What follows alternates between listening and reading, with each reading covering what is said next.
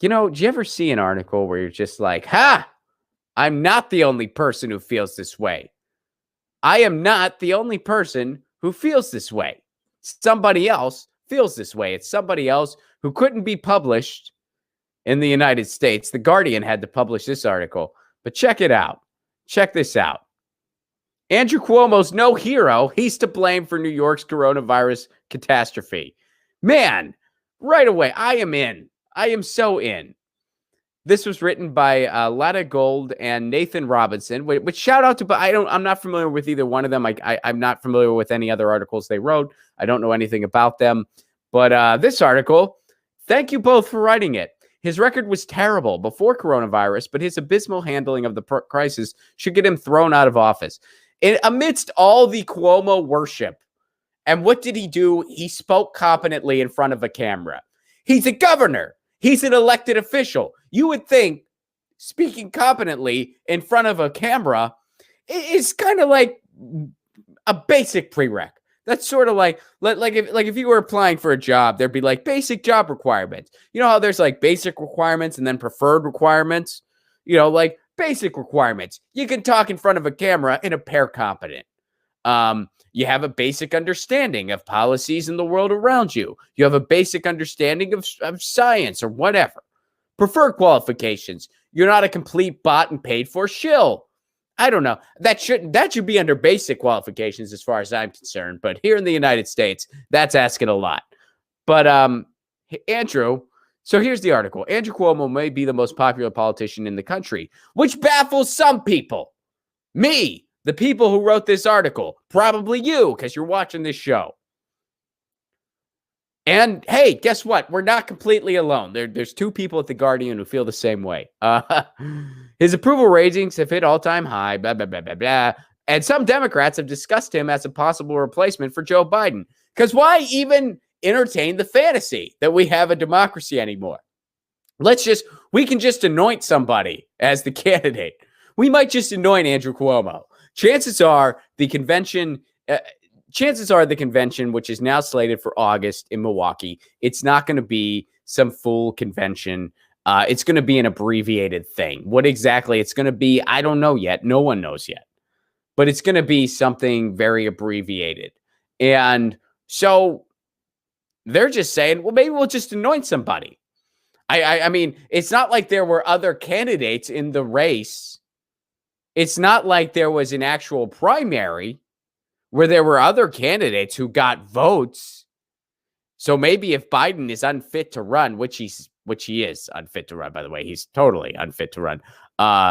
Maybe somebody else who was also in the race should be the nominee, or perhaps we should vote again, or perhaps, we couldn't do anything like that. Why should we entertain the idea that there was actually a real primary? Let's just anoint somebody, and man, let's anoint Andrew Cuomo. Well, maybe that's ridiculous, because it is. And not only is it ridiculous because it just thumbs its nose at the fantasy that we have a democratic process, but also because this guy ain't all that great. Oh, and I guess some people are saying he has sex appeal, according to this article. I'm not going to click that link. I don't even want to freaking know. But here's what this article has to say. All of this is bizarre for a number of reasons, as we pointed out, because Cuomo should be among the most loathed politicians in America right now. ProPublica recently released a report outlining catastrophic missteps by Cuomo and Bill de Blasio, which probably resulted in many thousands of needless coronavirus cases. ProPublica offers some appalling numbers contrasting what happened in New York with the outbreak in California. We were handling it in California before they were in New York. By mid-May, New York alone had almost 20,000 deaths. California had only 35. And New York State as a whole suffered 10 times as many deaths as California. Federal failures played a role, blah, blah, blah, blah. All right, so let's get to what he did. Cuomo would blame the press. All right, so first of all, Cuomo didn't shut down initially. He said the seasonal flu was a graver worry. A spokesperson for Cuomo refused to say if the governor had ever read the state's pandemic plan. Later, Cuomo would blame the press, including the New York Times, for failing to be careful.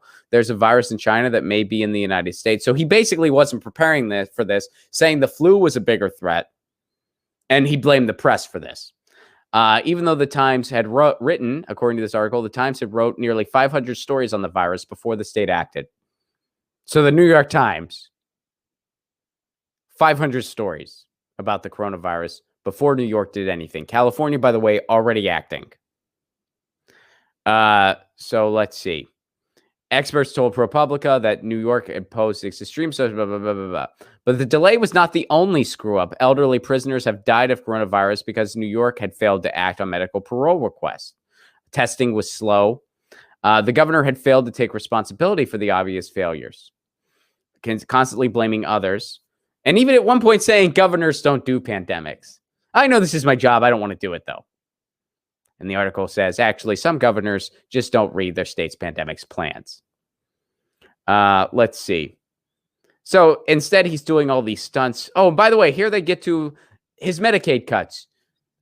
Before the coronavirus, Andrew Cuomo was cutting Medicaid substantially, which helped lead, which of course did not help the outbreak. Another thing this article doesn't point out, he's been screwing over the homeless population as hard as possible since 2017.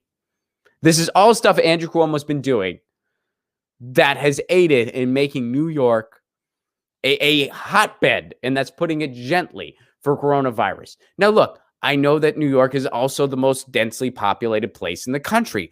Obviously, that's why their numbers are going to be bigger than anyone's regardless.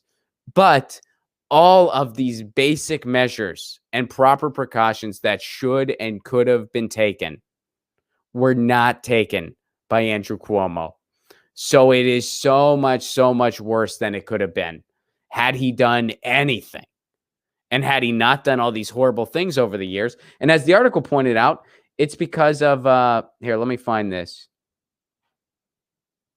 Here, I think it's later in the article. They go on to say how he screwed over any progressive legislation because of this. Okay, here we go. Cuomo's record was shameful long before coronavirus began. He enabled the IDC, Independent Democratic Conference, a group of conservative Democratic state lawmakers, in allying with the Republican minority to block progressive legislation. Before the pandemic, he pushed through Medicaid cuts, which shut down necessary hospital space in the name of efficiency, despite the warnings of medical professionals. And on April 3rd, as 3,000 New Yorkers already lay dead from the virus and hospitals like Elmhurst and Queens were overwhelmed with cases, Cuomo forced through further Medicaid budgets, slashing $400 million from hospital budgets. So while people are patting this guy on the back because he talked nice in front of a camera, and because him and his Fredo brother have these goofy brotherly tiffs on CNN, and it's so funny. They're like, they're brothers. They're Italian-American brothers. He's slashing Medicaid. He's screwing over hospitals. Just like over here in California, Gavin Newsom's posing for the camera, making sure his hair looks just right. And the guy does have great hair. I'm not going to say he doesn't. But while he's doing that, and he's sending ventilators across the country, which of course is a good thing. But while he's doing that simultaneously, proper equipment is not being given to nurses in Los Angeles. One of them died because of it. Riverside's not getting the equipment they need. And he's approving the permits for, I believe, up to 25 fracking wells. It was at least 23. It might have been up to 25 fracking wells. This is the last thing California needs right now, fracking. Gavin Newsom's pushing it through because people aren't paying as much attention. As the state now staggers to its feet, getting back to the article here, Cuomo has partnered with the Bill and Melinda Gates Foundation to reimagine education, which almost certainly means privatization. Why is this guy not just a Republican? Well, because we have two right-wing parties, Ron. We have two right-wing parties. All right. Thank you so much for writing this. Thank you so much. Let's go into the last paragraph here, because this is just this is one of those things where you're like, I'm not alone. I'm not alone. That's the whole point. That should just be the subheading of Get Your News On with Ron in general. For all of us, we're not alone. We're not alone. You know, I'm not an investigative journalist. That's not, I'm just a dude who gets his news on with his cat on YouTube. And some of you like to get your news on with me. That's what this show's about. and you walk away from it and you feel like, wow, I'm not the only person who feels this way. I'm not the only person who sees the world this way. I feel a little less alone. I feel a little less like I'm yelling down a well. And articles like these, hey, we're not. I sent this article to my entire family with a big smiley face in the subject line. There's something disturbing about Cuomo being hailed as the hero of a pandemic when he should rightly be one of the villains. God, I want to get that plastered on a subway in New York City. I want to get that billboard up in New York City. There's something disturbing about Cuomo being held as the hero of the pandemic when he should rightly be one of the villains. Thank you. I'm tweeting that quote and tweeting this article after the show. By the way, my headache feels completely better. I feel great right now. Yeah. As Business Insider notes, he is now only able to attain praise for his actions because his earlier failures made those actions necessary. So he did all this screwing up, so now he has to do these things to make up for it, and people are praising him. He's lauded for addressing the problem that he himself partly caused. Now, of course, part of this is because Donald Trump has bungled the coronavirus response even more badly. Absolutely. So that Cuomo, by not being a complete buffoon, looks like a capable statesman by contrast. But this is the problem. For too long, Democrats have measured their politicians by whether they are better than Republicans. This sets the bar very low indeed, and means that Democrats end up settling for incompetent and amoral leaders who betray progressive values again and again and again. Mic drop. I'm not going to drop this. This would hurt the mic, and it has to. I'm not dropping this, but metaphorically, boom, Lucy. Yeah, that's a mic drop. She's stoked. She's right here. Can't see her. Oh, feel a little less alone. Beautiful prose. Thank you so much for writing that article. Get your news on with Ron. Don't you want to know what's going on? We're getting our news on today. Get your news on with Ron. Don't you want to know what's going on? We're getting our news on today. You can tweet me an article at Ron Placone. We'll go through it together and make it our own. Get your